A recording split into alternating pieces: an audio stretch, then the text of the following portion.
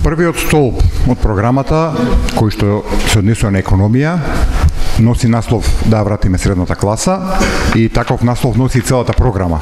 И тоа воопшто не е случајно, бидејќи ја одразува целата визија на нашата програма, основната визија која ние поставивме. Македонија во иднина ја гледаме како општество со бројна и финансиски стабилна, економски моќна средна класа на граѓани. Тоа е основата кој што овие промени, овој нов почеток треба да ги донесе. И е нешто што ние како општество го изгубивме во последните 8 години. На систематски начин, ден на ден, тоа го губиме и понатаму, ако сакаме развој економски и демократски, тоа мора да го промениме. За да може да се врати средната класа, нормално секојаш во економијата мерките ги делиме на два дела. Мерки кои што ќе делуваат на краток рок, веднаш, и мерки кои што ќе делуваат на среден рок и долг рок. Така се и кај нас во овој дел на програмата концепирани мерките. Мерките кои што треба да делуваат на краток рок се однесуваат на два сегменти. Првиот е промени во политиката на прераспределба. И тоа и на страната на зафаќањата со даноци и на страната на трошења преку буџетот. За поправедни зафаќања ние предвидуваме реформи во даночниот систем со воведување на праведно оданочување. Оние што имаат повеќе, оние кои што јавните добра ги користат повеќе, да плаќаат повеќе. Тие што имаат помалку, да плаќаат помалку. Од друга страна, кај распределбата на средствата, тие што имаат помалку треба да добиваат повеќе од тоа што го добиваат сега. И така ќе се случи тоа социјално прегрупирање на Македонија кон израснување, враќање на средната класа. За тој сет на мерки, кој што значи инаква прераспределба, мерката за враќање на 15% од ДДВ веќе е широко промовирана и таа е првата ударна мерка, што ќе значи најмалку 130 милиони евра годишно враќање кон граѓаните, ама кон сите, а не лотариски на еден или двајца. Тука е и мерката за подобрување на стандардот на оние кои што имаат ниски плати, односно враќање на персоналецот на луѓето кои што имаат ниски плати.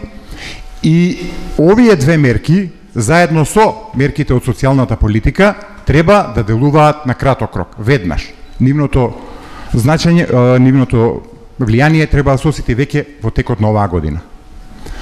За паралелно со нив и комплементарно со нив е и целото подречје во овој дел кој што го викаме социјална политика, зголемување на социјалната давачки за 40% во текот на 4 години и подобрување на социјалната положба на сите кои што се корисници на социјална помош во Македонија. Со еден збор, со идната социјална политика ние сакаме да го прекинеме овој тренд сегашен да социјалната помош обезбедува само преживување. Напротив, тој во иднина треба да обезбеди подостоинствен живот и можност за премин кон нормално живење, нормална средна класа. Вториот збир на мерки, кој што треба да делува на среден и на долг рок, се состои од поинаква индустријска политика и политика за економски развој.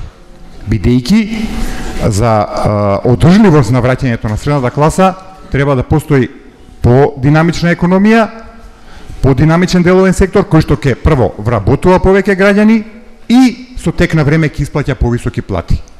Во овој сегмент од нашата програма за остварување на таа цел се предвидени многу мерки, пред се во доменот на индустријската политика, но не е само индустријска, туку е таа поврзано и со технолошка политика, со политика на генерирање на извоз од Македонија, тоа е нашата основна стратегија за деловниот сектор, извозна експанзија и редица други мерки за олеснување на работењето на пред се малите и средни предпријатија.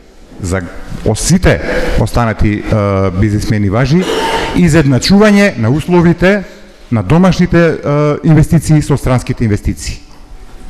Не викаме без странски инвестиции, напротив, уште повеќе странски инвестиции, но и уште повеќе домашни инвестиции. Уште многу битен сет на мерки во овој дел на подобрување на деловното работење е ревидирање на казнената политика.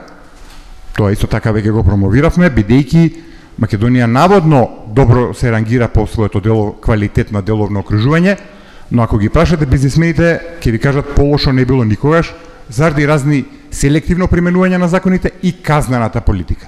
Целото тоа ќе го промениме. Од секторските политики, бидејќи Македонија има своја компаративна предност за земјоделие, посебно поглавие е посветено на земјоделие, со повеќе мерки кои што ќе значат развој на земјоделието, а не како сега субвенции за одржување на статус кво состојба, купување гласови или за прелевање на парите во приватни џепови на неколкумина.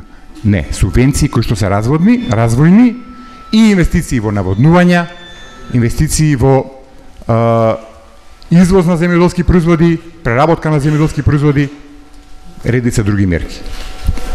Други два дела кои што во овој прв столб се составен дел на целокупниот економски амбиент се инвестициите кои што ги предвидуваме во енергетиката, рударството и инфраструктурата.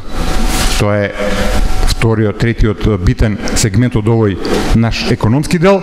Ние планираме да ги сведеме сите инвестиции кои што оваа влада ги прави како непотребни на продуктивни инвестиции. Целокупно, целосно. Тоа ќе значи развој на инфраструктура од секаков вид и развој на енергетика.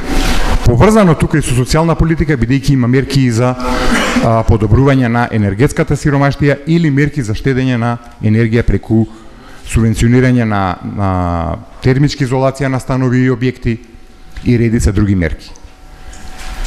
Толку во овој прв осврт за овој економски столб, првиот столб, да вратиме средната класа. Во целина, фактички Македонија ќе треба за еден мандат да веќе има средна класа, која понатаму ќе значи забрзан економски развој и по правилен демократски развој. Ви благодарам.